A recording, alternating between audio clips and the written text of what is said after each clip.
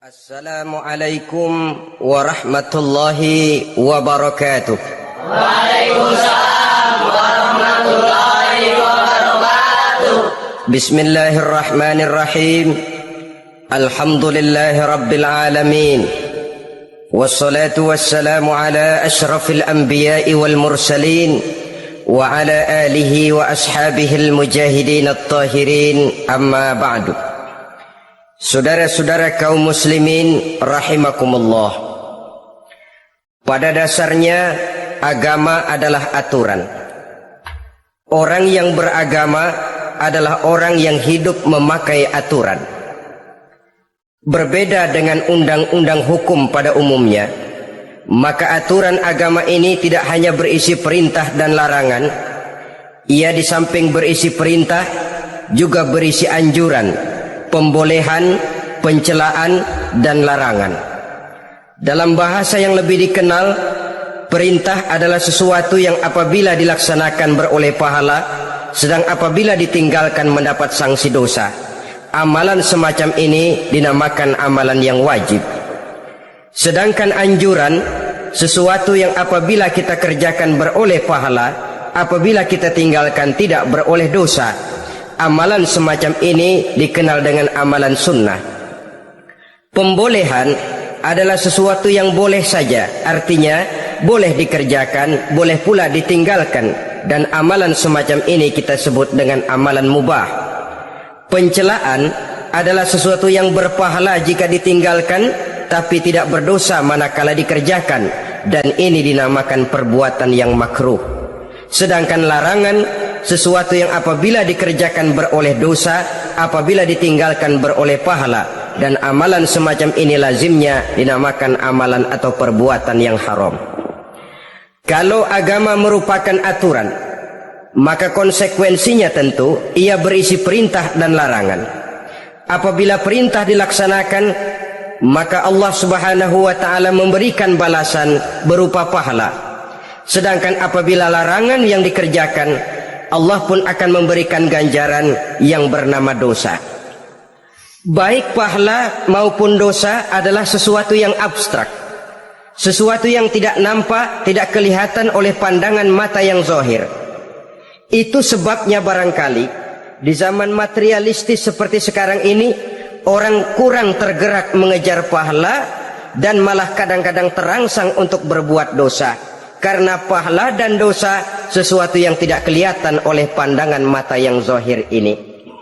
Namun sungguh pun demikian, pahala dan dosa bisa mendatangkan kebahagiaan atau kegelisahan batin. Bersabda Rasulullah sallallahu alaihi wasallam, "Iza sarratka hasanatuka wa sa'atka sayyi'atuka fa anta mu'min." Apabila perbuatanmu yang baik menyebabkan engkau bahagia, apabila perbuatanmu yang baik menyebabkan engkau gembira, dan perbuatanmu yang jahat menyebabkan engkau jadi susah, itulah tanda bahwa di hatimu masih ada iman. Artinya, belum tentu orang yang berbuat baik merasa bahagia dengan kebaikan yang dikerjakannya. Dan tidak selamanya orang yang berbuat jahat sanggup menyesali perbuatan jahatnya. Oleh karenanya, apabila iman masih ada, apabila hati masih hidup, perbuatan yang baik menyebabkan orang gembira, perbuatan yang jahat menyebabkan orang susah dan gelisah hatinya. Ini mengandung pelajaran. Sekali kita berbuat baik, jangan sekali-kali menyesali kebaikan itu. Sebaliknya, satu kali kita melakukan kesalahan, hendaknya selalu menyesalinya. Kadang-kadang dalam kehidupan, karena orang tempat kita berbuat baik itu rupanya membalas air susu dengan air tuba, kita lalu menyesali kebaikan. Lahirlah kata-kata, "Nyesal saya nolong dia." Ibarat pepatah katanya, nolong anjing kejepit. Waktu kejepit setengah mati kita tolongin, begitu selesai dia dari kejepitnya malah kita digigitnya. Saudara hadirin yang saya muliakan, dalam kehidupan sehari-hari barangkali ini kena filsafat yang disebut dorong mobil mogok. Ketika mobil mogok setengah mati kita dorong, begitu mesin hidup ditinggalkannya kita di belakang. Sesungguhnya perbuatan kita yang baik tidak harus disesali, karena disesali atau tidak toh perbuatan itu sudah kita lakukan. dan penyesalan atas segala kebaikan hanya akan mengurangi nilai pahala kebaikan itu sendiri.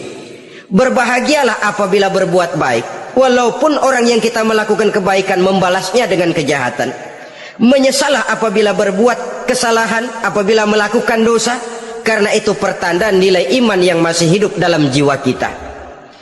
Saudara-saudara kaum muslimin yang berbahagia, jadi sungguh pun pahala dan dosa sesuatu yang abstrak, efeknya jelas dia mendatangkan kebahagiaan atau membawa kepada kegelisahan batin di dalam kehidupan manusia. Orang di zaman materialis kurang terangsang berbuat pahala dan terdorong melakukan dosa. Kenapa? Karena pahala tidak kelihatan, dosa tidak nampak. Kalau pahala kelihatan, barangkali nggak kuat kita mikul pahala.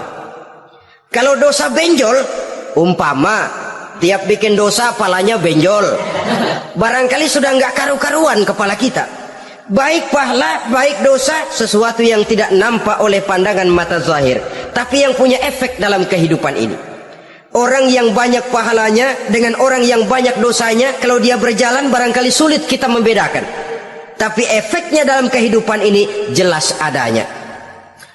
Sesuatu yang bernama pahala kita perlukan, karena hidup tidak berhenti hingga di sini.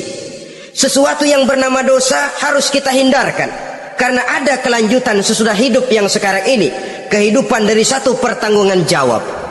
Itu sebabnya Imam Ghazali dalam bahasa yang indah sekali berpesan, jadidis safinah fa innal bahra amiq wa khuziz zad fa inna safara ba'id.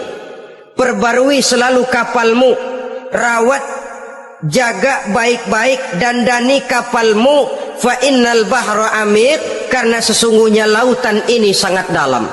Satu bahasa yang indah dari tamsil terhadap kehidupan. Perbaiki kapalmu karena lautan ini sangat dalam. Artinya jaga baik-baik hatimu, pelihara iman dan keyakinanmu, karena hidup ini bagaikan gelombang lautan.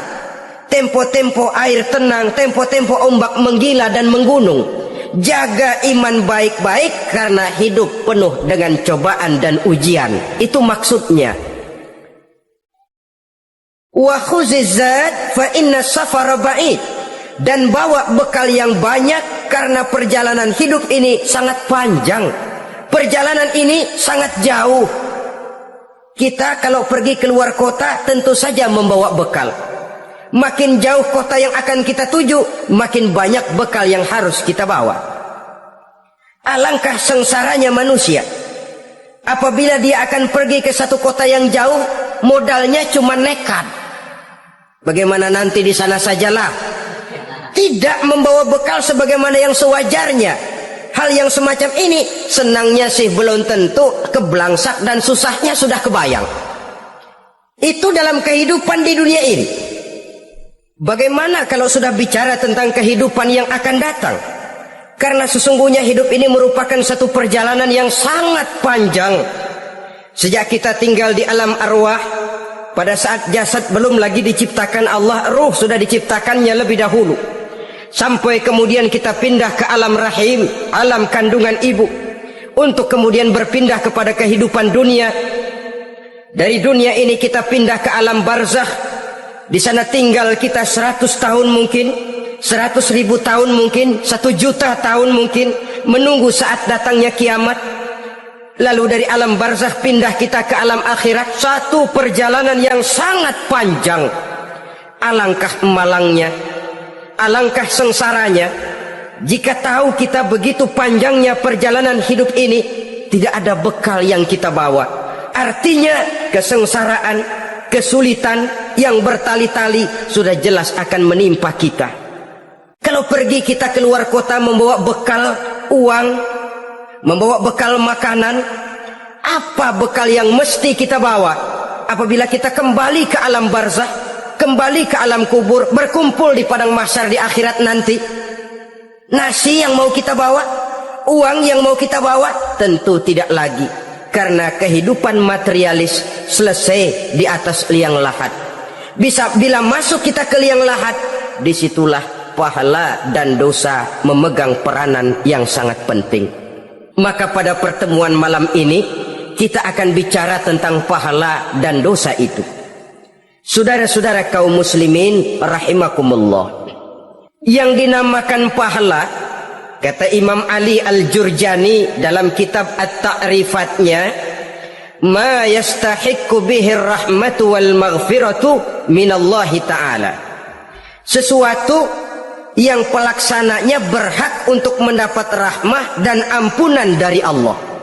Dengan kata lain, nilai pahala adalah akibat dari perbuatan-perbuatan di dalam melaksanakan perintah dan anjuran yang ada di dalam kehidupan agama.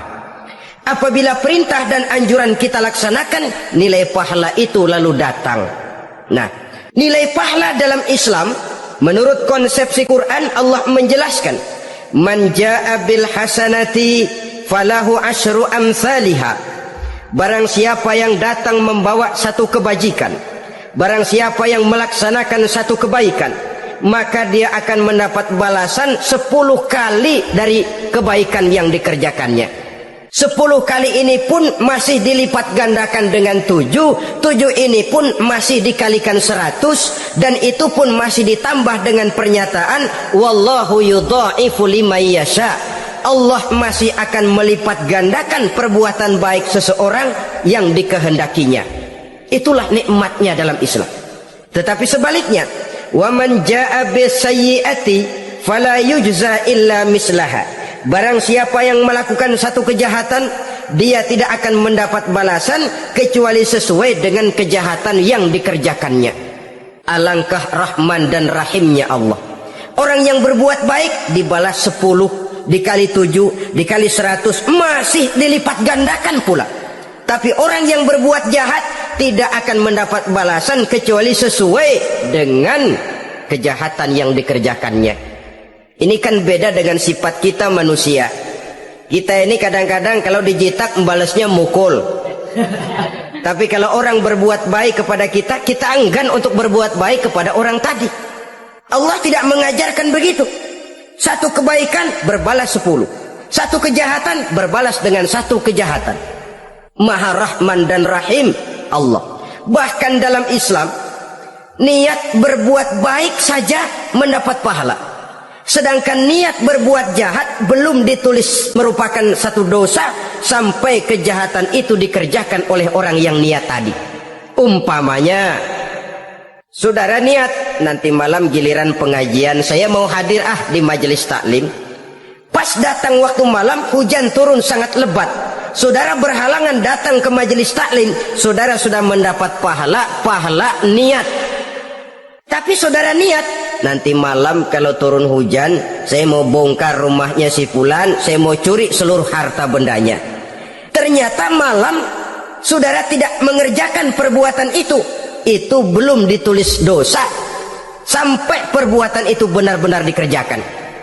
Tapi lalu jangan macam-macam. Kalau begitu niat aja yang baik, biar nggak usah dikerjain.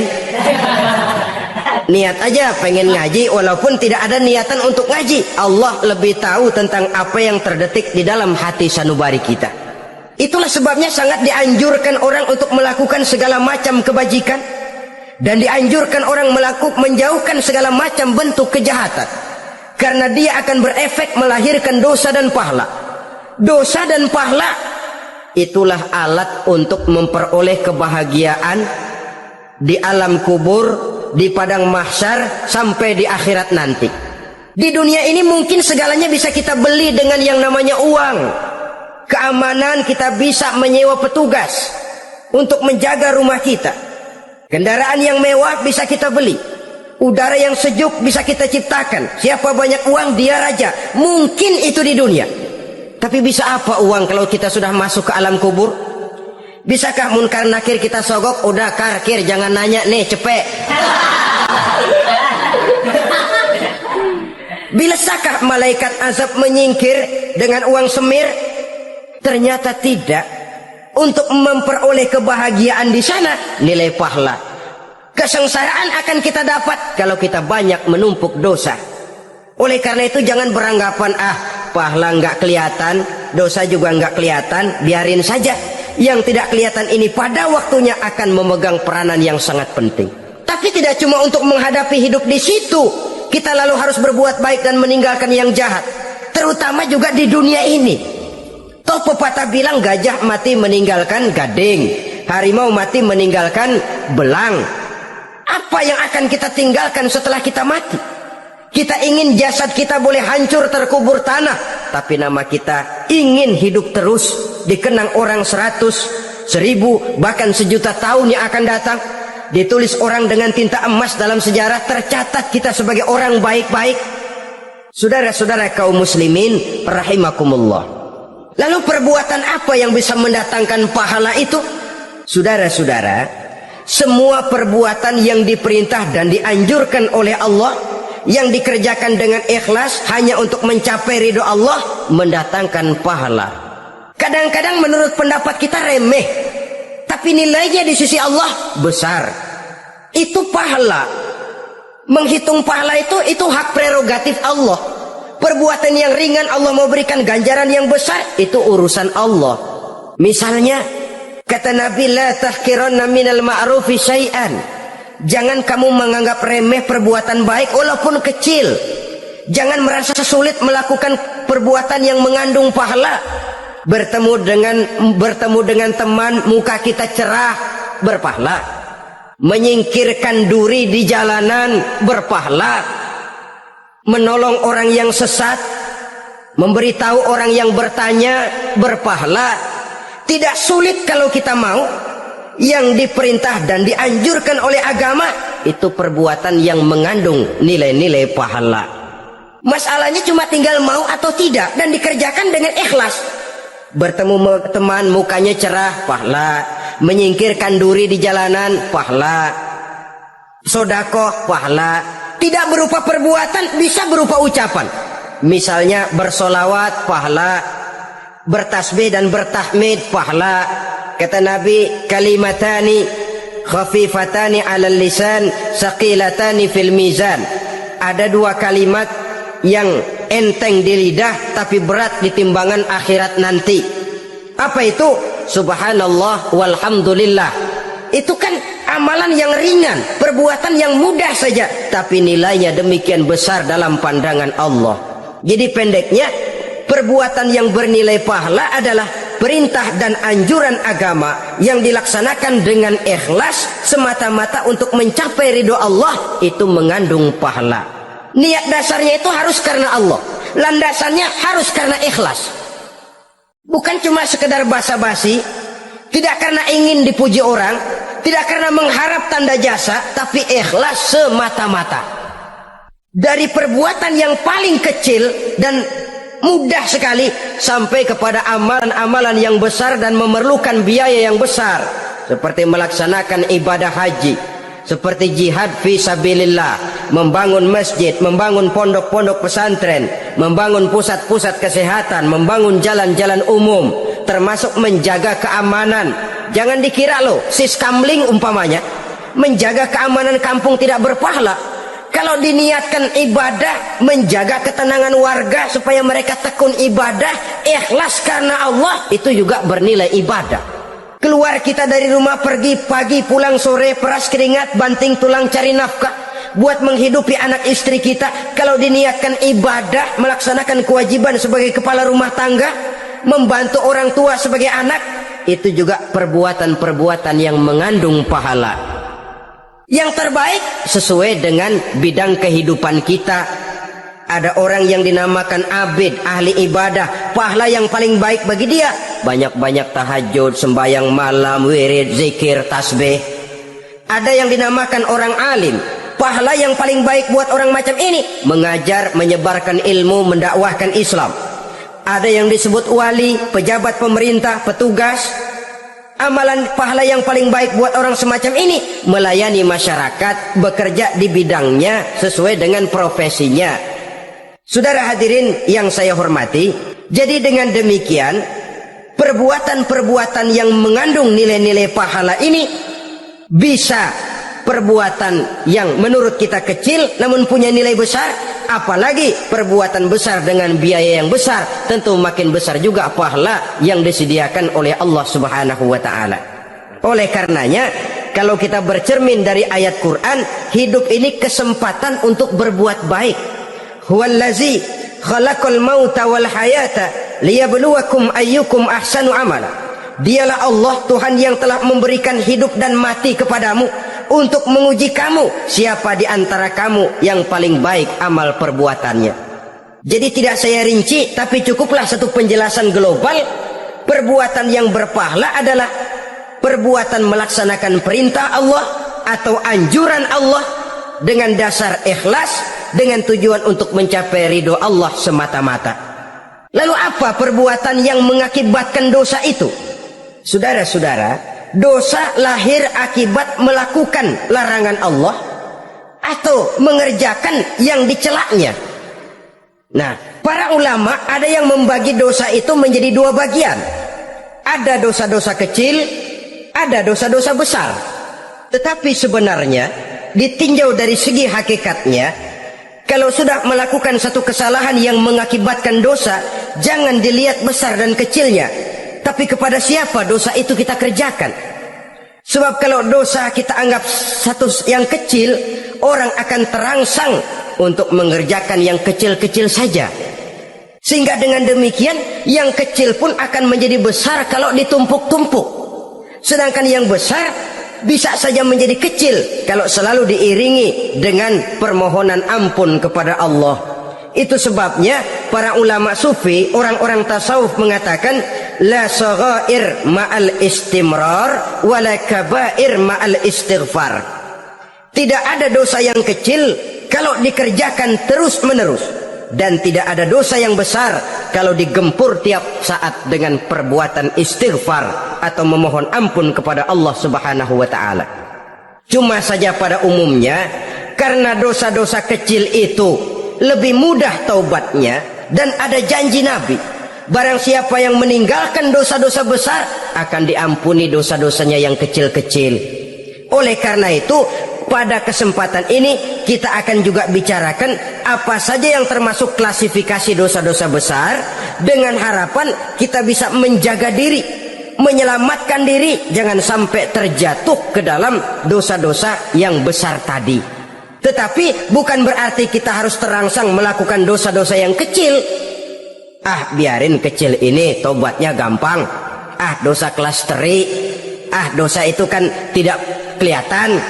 Lalu terangsang melakukan perbuatan dosa-dosa walaupun kecil, kalau berlarut terus-menerus dia akan tumbuh menjadi dosa yang besar. Oleh karenanya jangan sampai mengundang pengertian kalau kita membicarakan dosa-dosa yang besar lalu terangsang melakukan dosa-dosa yang kecil, karena bagaimanapun juga dosa kecil dan dosa besar sama dalam arti kepada Allah kita melakukan kesalahan. Dan dosa yang kecil pun kalau bertumpuk dia akan menjadi banyak. Saudara-saudara kaum muslimin rahimakumullah, ada beberapa jenis dosa-dosa besar. Jenis yang pertama asyirku billah, syirik atau menyekutukan Allah. Dari sekian deretan dosa-dosa besar, syirik ini merupakan bapak moyangnya dosa. Dedengkotnya dosa itu syirik, menyekutukan Allah. Bahkan dosa yang lain Allah masih mau mengampuni, tapi kalau sudah syirik, menyekutukan Allah, itu sudah satu dosa yang tidak berampun sama sekali. Oleh karena itu tepat pesan Imam Ghazali tadi, jadi di safinah fa innal bahra amik, jaga iman, pelihara akidah, dandani kapal, karena hidup ini gelombang lautan sangat dalam, hidup banyak cobaan. Di dalam hidup di zaman sekarang ini, saudara bisa perhatikan, di mana tensi ekonomi tinggi, lapangan kerja sulit, persaingan hidup makin tajam, sifat egois dan individualis tumbuh di mana-mana, rasa solidaritas sosial menurun, sifat gotong royong musnah, orang mudah potong kompas, potong jalan, ingin cepat kaya, ingin cepat naik pangkat, ingin dapat kedudukan. Kadang-kadang akidah pun terjual, akidah pun musnah, jatuh ke jurang syirik pun tidak jadi soal. Itu yang kita khawatirkan. Kalau dosa-dosa yang lain Allah masih mau mengampuni, tapi kalau sudah jatuh kepada syirik, Allah sama sekali tidak akan memberikan ampun. Dalam kaitan dengan ini barangkali tepat sinyalemen Imam Ali itu. Andai kata kemiskinan merupakan satu kepribadian, saya akan membunuhnya lebih dahulu. Artinya memang kemiskinan ini sering mendorong orang kepada jurang kemusyrikan. Tidak tahan menghadapi godaan perut akibat tensi ekonomi yang tinggi, lapangan kerja yang sulit. Iman pun jadilah ditukar dengan 3 liter beras. Akidah pun jadilah dibarter dengan 3 bungkus supermi, dengan pakaian bekas, dengan obat-obatan. Tidak jadi soal baginya mengejar kebahagiaan yang relatif singkat dengan mengorbankan kebahagiaan yang abadi. Persis ibarat pepatah, nyari jarum kampak hilang. Mencari sesuatu yang kecil, yang besar jadi sia-sia.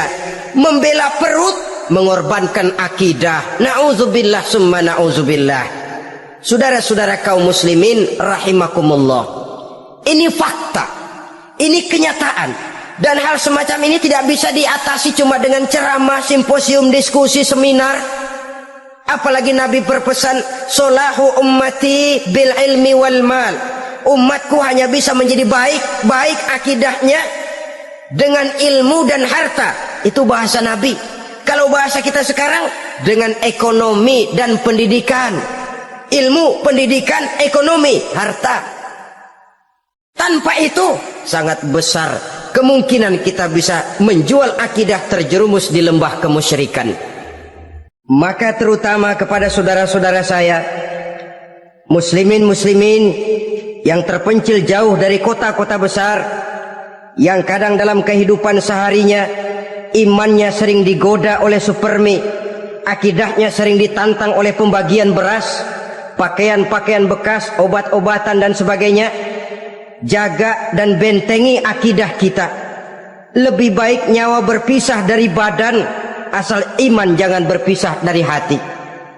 Kepada adik-adik saya para remaja, para pemuda di kota-kota besar yang iman dan akidahnya sering ditantang dengan minuman-minuman keras, fasilitas-fasilitas yang menghanyutkan, yang secara terarah dan praktis sedikit demi sedikit menggiring kita untuk keluar dari nilai-nilai akidah. Hati-hati, jaga baik-baik, sebab intan paling mahal, mutiara paling berharga, tidak lain nilai iman ini. Tergelincir kita daripadanya, jatuh ke lembah kemusyrikan, jatuh ke satu dosa yang teramat besar, yang Allah tidak akan pernah memberikan ampun lagi. Ini dosa besar yang pertama. Yang kedua, qatlun nafsi illa bil haq. Membunuh orang tanpa alasan yang benar. Di zaman kesulitan ekonomi kadang-kadang orang mudah nekat. Tengok saja, kadang-kadang karena pasal uang 100-200 perak saja nyawa bisa melayang. Kadang-kadang karena urusan yang remeh, salah omong, salah ambil, salah ucap, salah pegang, nyawa bisa jadi melayang. Alangkah murahnya nyawa, seakan-akan kita yang punya. Padahal nyawa itu hak milik Allah. Tidak pantas kita merampasnya, tidak pantas kita menghilangkannya dari jasad seseorang. Oleh karenanya, membunuh orang merupakan satu dosa yang sangat besar. Jangankan kepada orang yang seakidah, orang yang lain akidah saja pun, kalau dia hidup berdamai, rukun, berdampingan, kita harus melindungi. Apatah lagi teman seakidah sendiri. Saudara-saudara kaum muslimin rahimakumullah, pantas kalau Nabi menyatakan apabila dua orang Islam sudah saling berkelahi, berbunuh-bunuhan, al-qatil wal maqtul finnar, yang membunuh dan yang dibunuh dua-duanya sama-sama masuk neraka. Sahabat heran, ya Rasul, kalau yang membunuh masuk neraka sih wajar, tapi yang terbunuh kok neraka juga, kenapa? Kata Rasul, sebenarnya dia juga cuma sudah niat untuk membunuh, cuma keduluan saja.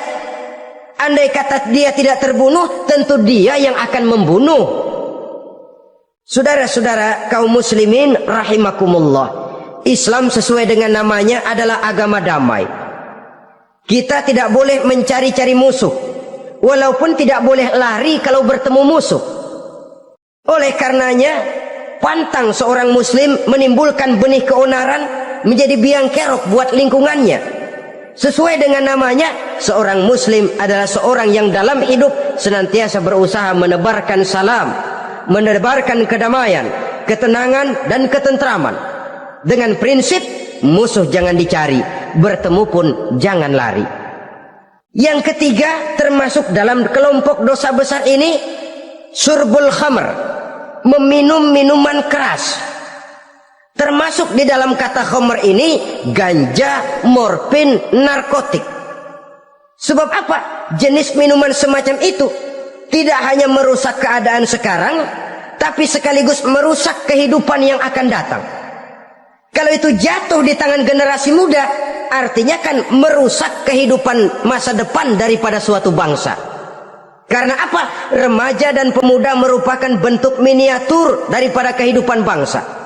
Akan bagaimana warna umat Islam di Indonesia, bahkan akan bagaimana warna Indonesia 30, 40, 50 tahun yang akan datang, remaja sekarang jawabannya. Kalau remaja kita sekarang ini kerjanya cuma bisa nyekek botol, insya Allah bangsa Indonesia 30-40 tahun yang akan datang akan tumbuh menjadi bangsa teler. Tidak banyak yang bisa kita harapkan.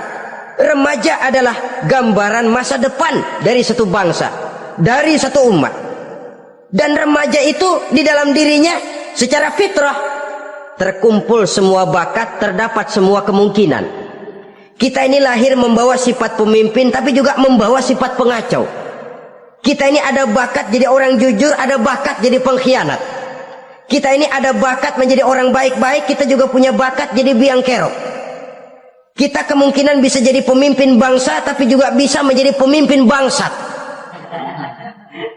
Nanti lingkungan dan pendidikan akan menumbuhkan, membentuk mana yang tumbuh lebih subur. Kalau lingkungan dan pendidikannya lebih banyak bercerita tentang kejujuran, maka nilai kejujuran yang akan tumbuh lebih banyak dalam jiwanya. Dan insya Allah diharapkan dia akan menjadi manusia yang jujur di kelak kemudian hari nanti. Dan masalah minuman keras ini sebenarnya berkait. Kita tidak bisa cuma menyalahkan remaja saja, menyalahkan pemuda saja, karena bagaimanapun masalahnya kompleks.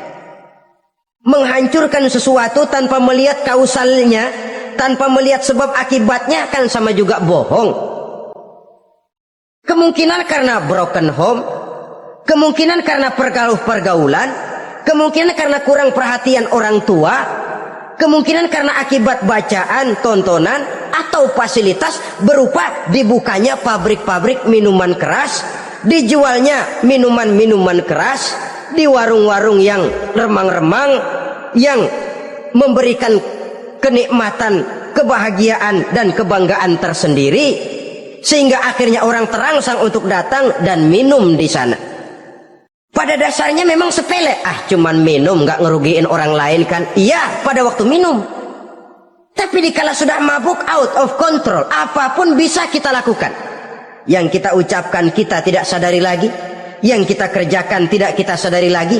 Dikala itu segala macam kejahatan bukan sesuatu yang tidak mungkin untuk kita laksanakan. Nggak ngerugiin orang lain, memang pada saat mau minum. Tapi begitu minum, mabuk, kita bisa merugikan orang lain, setidaknya merugikan diri sendiri. Pertumbuhan IQ menjadi lemah, semangat kehidupan hilang, gairah kerja menurun, kalau tidak ada sama sekali. Lalu apa yang bisa kita lakukan di dalam kehidupan? Dan akan lebih celaka kalau ini menimpa kehidupan generasi muda kita. Kadang-kadang yang ironi ya, kalau yang orang tuanya mampu barangkali masih tertolong, tapi yang orang tuanya kondisi ekonomi lemah masih kepengen teler juga. Orang tuanya nggak mampu masih pengen mabuk. Dari ganja, morfin nggak dapat, akhirnya kaleng cat diisepin. Yang penting kan bisa teler, mendatangkan satu kebahagiaan tersendiri. Itu sebabnya memang satu kejahatan menurut teori polisi ya hanya bisa terjadi karena faktor N dan K, niat dan kesempatan. Niat ada, kesempatan ada, jadi orang jahat. Kurang salah satunya, biasanya kejahatan terbendung. Niat ada, kesempatan tidak ada, sulit berbuat jahat. Kesempatan ada, niat tidak ada, tidak mungkin orang jahat. Tapi yang paling dominan sebenarnya niat. Kalau niat sudah kuat, kesempatan bisa dicari. Kesempatan bisa diciptakan. Biar Hansip nongkrong, ditungguin lengahnya. Iya biarin. Jam 11 sampai jam 2. Matanya melotot. Jam 3 dia mulai ngulet, ngempet. Nah, di saat itu saya masuk ke rumahnya. Kalau niat kuat, kesempatan bisa diciptakan. Dan kalau sudah niat, ini masalah hati. Kalau sudah masalah hati, menyangkut soal moral. Moral artinya sudah masuk kepada kehidupan agama. Saudara-saudara kaum muslimin rahimakumullah. Yang keempat yang termasuk jenis dosa besar, az-zina, perbuatan zina. Di zaman pergaulan bebas dengan prinsip free love, free sex ini, tengok sudah berapa banyak gadis-gadis bergelimpangan jadi korban. Berapa banyak bayi-bayi yang lahir ke dunia tanpa tahu kemana dia mesti memanggil bapak. Apakah deretan jumlah korban ini masih harus bertambah lagi? Paling tidak, biarlah yang sudah jadi korban, tapi jangan bertambah lagi hendaknya. Masing-masing kita berupaya menahan diri. Termasuk dalam kategori zina ini, yang merupakan cabang-cabangnya, liwat, homoseks, lesbian, masturbasi. Bahkan masturbasi itu termasuk jenis zina tangan. Dan itu juga merupakan satu dosa. Di samping dosa juga merusak diri. Karena bagaimanapun juga dia akan mengurangi kemampuan daya pikir seseorang. Maka agama memberikan jalan keluar. Pesan Nabi, ya ma'syara syabab, man istata'a minkumul ba'at falyatazawwaj. Hai para pemuda, kata Nabi, barang siapa di antara kamu yang sudah bisa ba'at, yang sudah mampu ba'at. Ba'at itu artinya memberikan nafkah, baik nafkah zahir maupun nafkah batin, falyatazawwaj, maka hendaklah dia kawin. Jadi yang maksud ba'at ini ya nafkah zahir, ya nafkah batin. Kita kadang-kadang cuma bisa ngasih nafkah batin saja sudah merasa pokoknya kan saya sanggup untuk kawin, lalu kawin tanpa kehilangan, dengan kehilangan pertimbangan. Saudara-saudara, wa illam yastati, adapun kalau dia belum mampu, fa alaihi bisyam, hendaknya dia banyak puasa. Fa innahu lahu wija, karena puasa itu akan merupakan benteng jangan sampai orang memperturutkan hawa nafsunya. Andai kata puasa belum hobi, banyaklah olahraga para pemuda, para remaja. Karena dengan olahraga, pemikiran untuk memperturutkan hawa nafsu agak sedikit terkendali dan energi tersalurkan dalam bentuk yang positif. Pendeknya kreatif, banyak kegiatan. Ini pesan Imam Syafi'i tepat itu. Kata beliau, inni ra'aitu wuqufal ma'i yufsiduh in sala taba wa illam yajri lam yatib.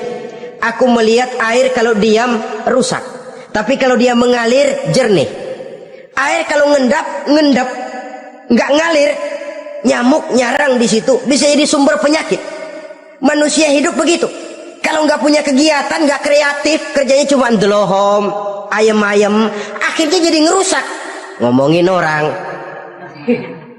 si ano ngapa, ano, kebangetan nggak ngapa-ngapain, orang aja dipontenin, orang diomongin, lahirlah namimah, lahirlah ghibah. Saudara-saudara, air itu kalau ngendap ada aja yang nyarang, tapi kalau dia ngalir, orang ada kesibukan, insya Allah dia tidak akan jatuh kepada sesuatu yang bisa mengundang dosa. Isilah waktu dengan hal-hal yang bermanfaat, karena hidup ini singkat dan tidak berjalan mundur ke belakang. Mundur hancur, berhenti diinjak orang. Sekali melangkah, jangan surut mundur ke belakang. Homoseks, terlepas dari penyakit kejiwaan. Sekarang ini kan sudah ada persatuan kaum gay katanya, meminta perlakuan yang sama dan agar dibolehkan kawin sesama mereka. Secara manusiawi boleh, secara manusiawi kita hargai mereka, tapi dari kacamata agama ini jelas merupakan penyimpangan, dan penyimpangan merupakan suatu dosa terlepas dari pertimbangan manusiawi. Jangan karena terlalu memperturutkan suara manusiawi lalu kita mengesampingkan agama. Termasuk lesbian, wadon karo wadon. Kalau homo itu kan lanang karo lanang katanya. Saudara-saudara kaum muslimin rahimakumullah, ini bukan penyakit baru. Liwat, homoseks sudah dikenal dari zamannya Nabi Lut, laki dengan laki. Lesbian dari zaman istrinya Nabi Lut. terlepas dari penyakit kejiwaan, dari segi agama, ini merupakan penyimpangan dan merupakan dosa yang besar.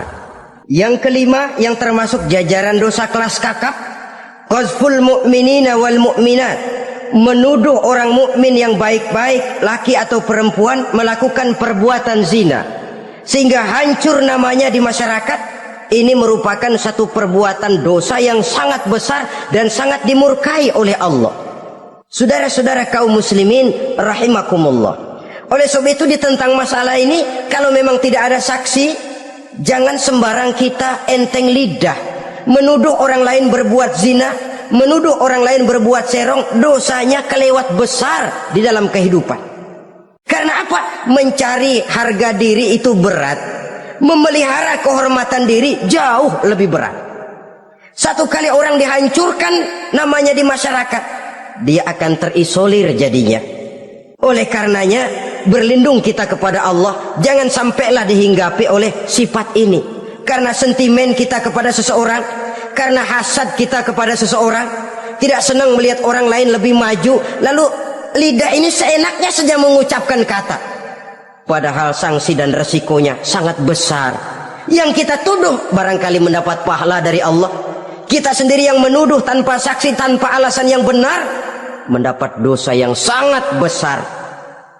Saudara-saudara, memang kadang-kadang aneh dalam hidup ini. Seorang pelacur biasanya bisa menjaga mulutnya di masyarakat, kata-katanya baik, sopan. Kenapa? Karena mulut yang satu sudah tidak terjaga. Kita kadang-kadang kehormatan bisa kita jaga, tapi mulut tidak terkontrol.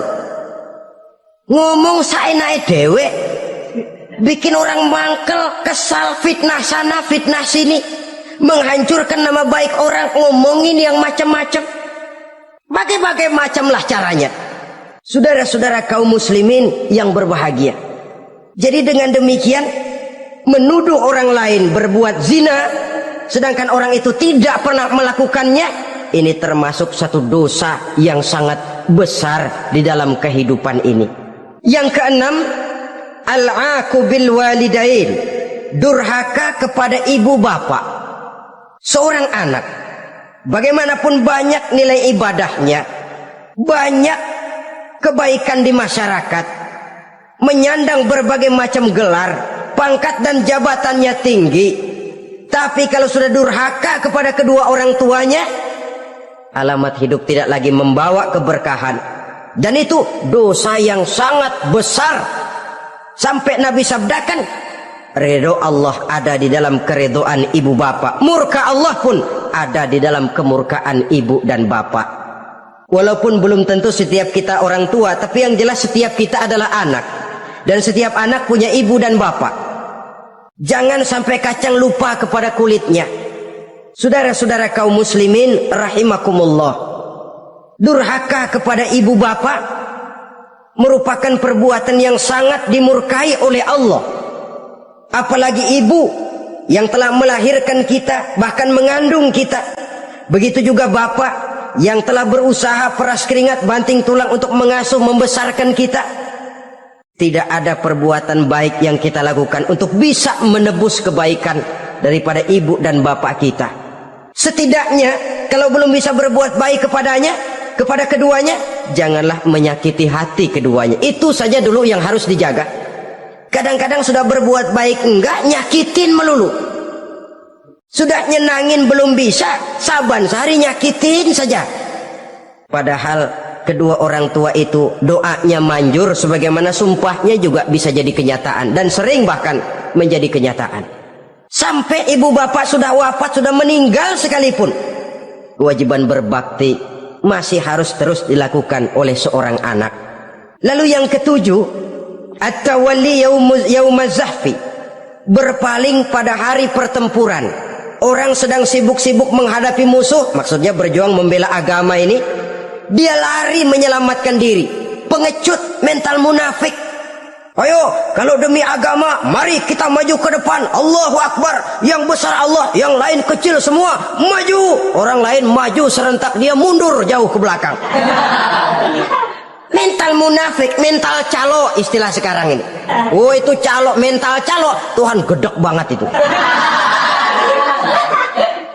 Coba ya, calo itu paling sibuk nyuruh penumpang naik.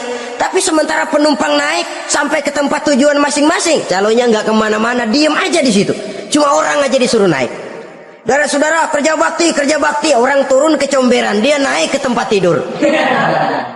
Mundur di hari pertempuran, menyebabkan orang lain gugur, dia sendiri menyelamatkan diri. Mental pengecut, mental munafik, itu merupakan dosa yang sangat besar. Saudara-saudara kaum muslimin rahimakumullah, itu sebabnya agama itu memerlukan keberanian memang, tapi bukan keberanian yang tanpa perhitungan. Sebab berani tanpa berhitung namanya berani babi. Kita berani kalau benar, kita harus takut kalau salah. Jangan dibalik. Salah berani, nekat namanya. Benar takut, pengecut namanya. Orang yang pengecut adalah orang yang takut membela kebenaran. Orang yang nekat sesungguhnya udah salah nggak malu lagi, udah salah nekat lagi, merasa rugi berbuat kebaikan, puas kalau berbuat kejahatan. Padahal Nabi pesan, siapa yang berbuat dosa sambil tertawa, nanti dia akan masuk neraka sambil menangis. Karena itu dipesan pula di dunia ini, sering-seringlah mencuci mukamu dengan air mata taubat, cuci lidahmu dengan zikir kepada Allah, bersihkan hatimu dengan air ikhlas. Saudara-saudara kaum muslimin rahimakumullah, kan ada toh orang berbuat baik nggak gembira, tapi berbuat jahat malah puas. Atau sama saja, orang lain berbuat baik hatinya kesel, orang lain berbuat jahat dia malah mendukung, atau orang lain tergelincir berbuat jahat dia malah girang. Ini kan tidak objektif, karena yang berbuat baik orang yang dia keselin dia nggak seneng, tetapi karena yang berbuat jahat orang yang dia senengin dibenerin juga. Itu nggak objektif namanya. Mundur di hari pertempuran pada saat saudara-saudara kita sedang menghadapi musuh, sikap pengecut yang sangat dibenci Allah. Yang kedelapan, termasuk kelompok dosa besar, aklu malil yatim, makan harta anak yatim. Kadang-kadang ada orang mengeksploitir loh nasib anak-anak yatim, karena biasanya para dermawan peka kalau mendengar nasib yatim, memberikan santunan. Si yatim belum makan, yang ngurusin udah pada kenyang. Mengeksploitir, memakan